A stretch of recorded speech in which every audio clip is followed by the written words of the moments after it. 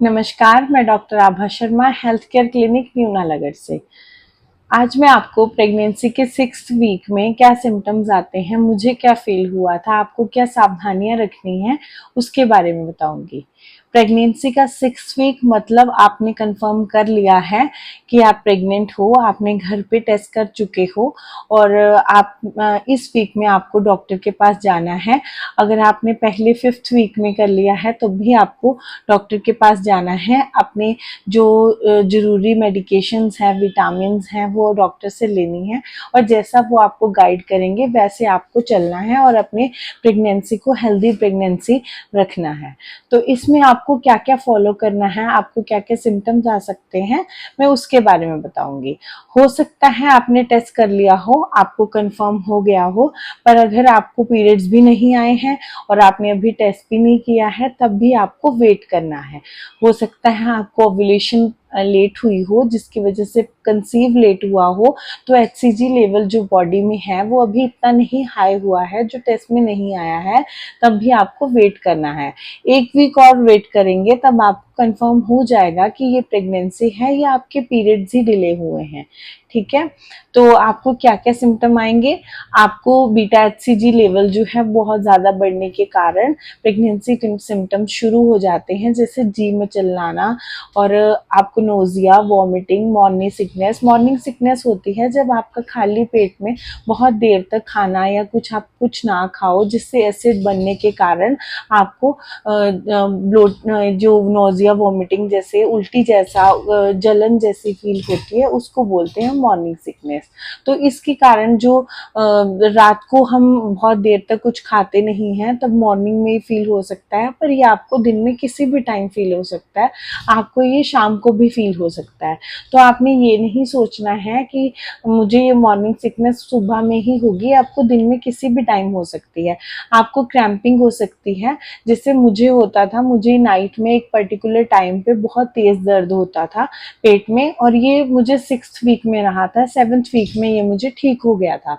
ऐसे आपको क्रैम्पिंग हो सकती है, कहीं भी हो सकती है और कुछ ये बहुत देर तक नहीं रहती है। क्रैम्पिंग की पेन आपको कुछ टाइम तक रहेगी फिर ठीक हो जाएगी। प्रेगनेंसी में कोई भी पेन आपको कॉन्टिन्यूस नहीं रहनी चाहिए। जो पेन होकर ठीक हो जाती है वह ऐसे ही पेन होनी चाहिए, इससे ज़्यादा नहीं। अगर आपको कहीं भी आपको दर्द होता है तो आपको अपने डॉक्टर को दिखाना है, उनसे सलाह करके अपने सिम्टम्स के अकॉर्डिंग उनसे मेडिकेशंस लेनी है। आपको क्या डाइट फॉलो करनी है, क्या दवाई खानी है, आपको अपने लिए क्या ध्यान रखना है, आपके फैमिलीज़ को क्या पता होना चाहिए, आपके फैमिली मेम्बर्स को क्या पता होना चाहिए, ये सब आपको आपके डॉक्टर से पूछना है। अगर आपको मुझसे ट्रीटमेंट लेना हो तो आप मुझसे कंसल्ट कर सकते हैं। मेरा जो कॉन्टैक्ट है ये मेरी वीडियोस में भी मेरे चैनल पे है और मेरा कॉन्टैक्ट गूगल पे भी अवेलेबल है। हेल्थ केयर क्लिनिक न्यूनानगर डॉक्टर आभा शर्मा के नाम से अगर आप सर्च करेंगे तो आपको मिल जाएगा। आपको क्रैम्पिंग हो सकती है, पीरियड्स पेन की तरह होगी और आपको पेट में जो है ब्लोटेड फील होगा, गैसी फील होगा, गैस्ट्रिक भी हो सकती है, कॉन्स्टिपेशन हो सकती है, कुछ को लूज स्टूल भी हो सकता है थोड़ा, पर लूज स्टूल है तो आपको अपने डॉक्टर के पास जाके उसके लिए मेडिसिन लेनी है। ज़्यादा आपको लूज मोशंस अपनी बॉडी में नहीं रहने देना है, आपको उसका ट्रीटमेंट कर लेना है। अगर आप कॉन्स्टिपेशन होती है तब भी आपको फ्रूट्स खा के और ऐसी चीज़ें खा के जिससे आपको पेट नॉर्मल साफ हो जाए, ऐसी मेडिसिन और ऐसी डाइट लेनी है। और आपको अगर आपको ब्लोटिंग होती है तो ये नॉर्मल है, ब्लोटिंग इसमें होती है, गैसी होता है, बहुत ज़्यादा ब्लोटेड फील होता है, सोर ब्रेस्ट हो सकती है, डिस्कलरेशन हो सकती है, आपको डिस्कलरेशन ऑन बॉडी हो सकती है, फेस हो सकती है, मिलाज्मा हो सकता है, छाइयाँ पड़ जाएंगी गालों पे और नाक पे और माथे पे भी पड़ सकती हैं, फेस पे कहीं भी हो सकता है पर यहाँ पर ज़्यादा होती है।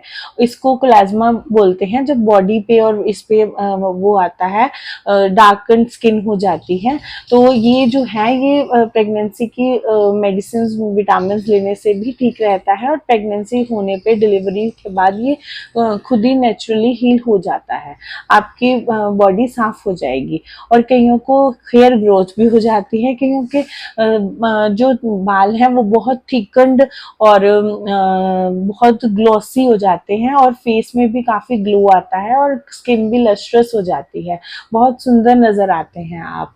और आपको मूड स्विंग्स हो सकते हैं, ब्लोटेड बहुत होगा और आपको फटीग हो सकती है, आपको हेडेक हो सकता है, आपको बॉडी में टांगों में या कहीं पे स्वेलिंग भी हो सकती है, वहां पे आपको लोअर लिम्ब में दर्द भी, और आपको फ्रीक्वेंट यूरिनेशन भी हो सकता है, बार बार बाथरूम जाने की इच्छा भी हो सकती है। आपको मेटालिक टेस्ट हो सकता है माउथ में, आपको हो सकता है आपको कुछ ऐसे पर्टिकुलर चीज खाने की लाइक्स और डिसलाइक्स हो फूड में, आपको लगे कि मेरे माउथ का टेस्ट अच्छा हो जाएगा, ये चीज मुझे खाने में अच्छी लगती है मैं खाऊं, पर ऐसा कुछ नहीं है। आपको वो चीज खाओगे तब भी आपको वैसा ही फील होता रहेगा, तो आपने घबराना नहीं है, ये ऐसा टेस्ट आता है। ब्लड सर्कुलेशन ज्यादा हो जाती है आपकी टंग पे, तो आपको मेटालिक टेस्ट फील होता है। आपके मूड स्विंग्स हो सकते हैं, इमोशनल हो सकता है, आपको हेडेक हो सकता है और heightened sense of smell हो सकती है। मुझे इतनी ज्यादा स्मेल आती थी, मुझे ट्विंस थे तो मेरे को बोलते थे कि तेरी जो स्मेल है वो ट्रिपल हो चुकी है। मुझे स्मेल इतनी ज्यादा आती थी, जब मुझे फर्स्ट टाइम प्रेगनेंसी हुई थी तो उसमें भी मुझे ऐसा ही था, हमने डॉग रखा था तो मुझे उसकी स्मेल बहुत दूर से आ जाती थी।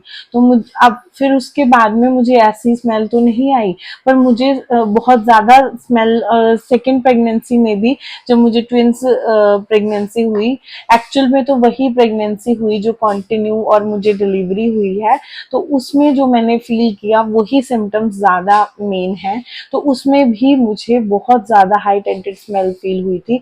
मेरा क्लिनिक था, मैं क्लिनिक में नहीं आ पाती थी, मुझे दूर से ही क्लिनिक के मुझे स्मेल आ जाती थी। कोई क्लिनिक आगे गया हो तो मुझे उसके कपड़ों से स्मेल आती थी, मुझे अपने कपड़ों से स्मेल आती थी।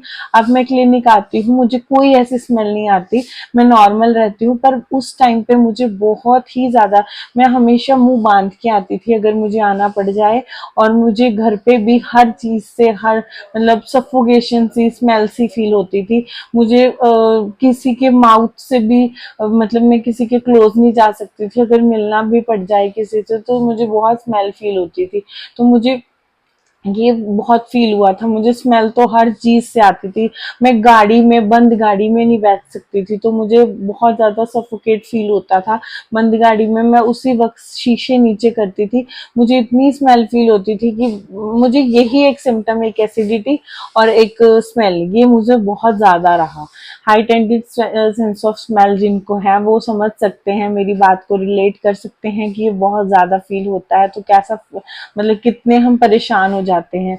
मुझे लगता था कि पता नहीं लोग समझते हैं कि जानबूझ के, पर अभी मुझे वो 1% भी स्मेल नहीं आती जो मुझे उस वक्त आती थी। मुझे स्मेल बहुत ज्यादा फील होती थी। और मैं अपने कपड़ों से भी, मुझे जैसे कोई कपड़ा है बहुत टाइम से किसी अलमीरा में रखा हुआ है, मैंने नहीं पहना है, तो मुझे उससे भी बहुत स्मेल आती थी।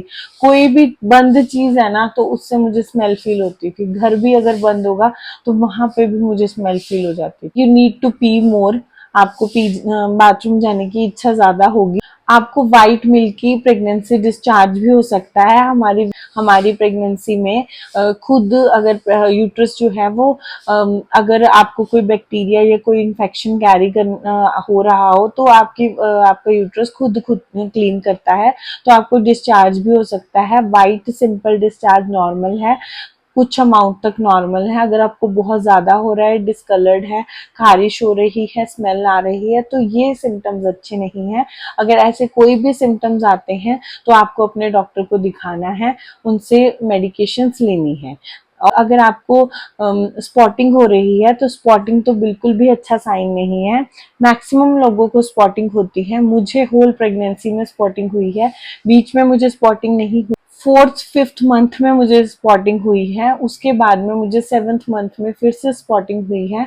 तो आपको उसके लिए मेडिकेशंस लेनी है। मुझे स्पॉटिंग इसलिए होती थी क्योंकि मेरे एक तो ट्विंस प्रेगनेंसी थी और भी बहुत सारे सिम्टम्स थे जो मैं आगे जाके शेयर करूंगी आपके साथ, जो कि नॉर्मल है, ऐसा हो सकता है।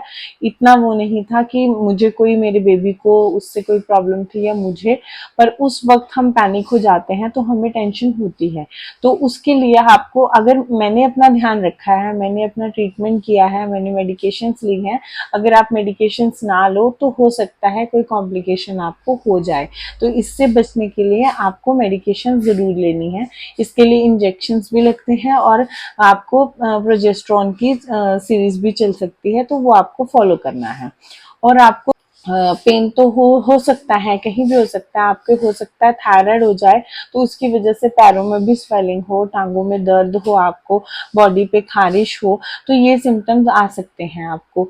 जो आपके बेबी का साइज है, बेबी का साइज आपका मटर के दाने के बराबर हो सकता है, पी के साइज के बराबर आपका बेबी का साइज। और आपको क्या नहीं करना है, आपको गर्म तसीर की चीजें नहीं खानी है, पपाया नहीं खाना है, अनानास नहीं खाना है, और आपको मेथी दाना, लहसुन, ऐसी और गरम तासीर की चीजें जैसे गरम मसाले भी नहीं खाने हैं, ज्यादा मिर्ची तेल वाली चीजें भी नहीं खानी है, मिर्च भी ना खाएं ज्यादा, उससे एसिडिटी होती है।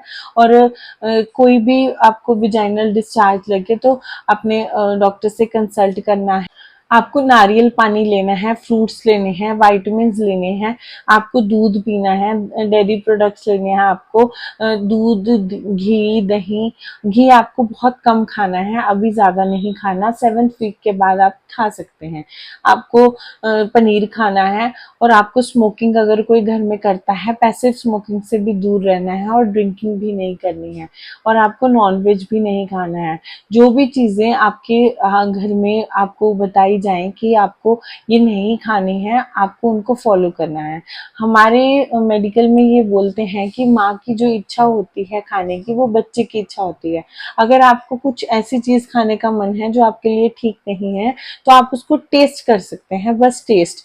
उससे आपका मन भी रख हो जाएगा, और आपको जो खाने की इच्छा है वो भी पूरी हो जाएगी, और आपको नुकसान भी नहीं करेगी। वैसे जो आपका मन जिस चीज को कर रहा है, अगर आपके लिए वो खाना नहीं भी ठीक है, तब भी उसका प्रेगनेंसी में कोई नुकसान नहीं होता है, वो आपको अच्छा ही लगता है। पर आपने ये फॉलो करना है कि आप घर का सिंपल हेल्दी फूड ही खाएं, कोई अपनी ज्यादा चीजों में मन ना लगाएं, और आपको भगवान का नाम लेना है। मैं इस टाइम पे हनुमान चालीसा और रामायण का पाठ करती थी, तो वो मेरे लिए बहुत अच्छा रहा था। आप भी करें। आप जो भी रिलीजन को फॉलो करते हो, तो आप उसका ध्यान करें, अपना आपके अंदर पॉजिटिव एनर्जी आएगी और आपको अच्छा लगेगा। आपको ऐसे वीडियोस देखना अच्छा लगता हो, या आप इससे रिलेट करते हो, तो प्लीज आप मेरी वीडियोस देखें, लाइक करें, सब्सक्राइब करें, और मेरे चैनल पे अगर आप चाहते हो कि मैं कोई और वीडियो बनाऊं तो प्लीज कमेंट करें। Thank you.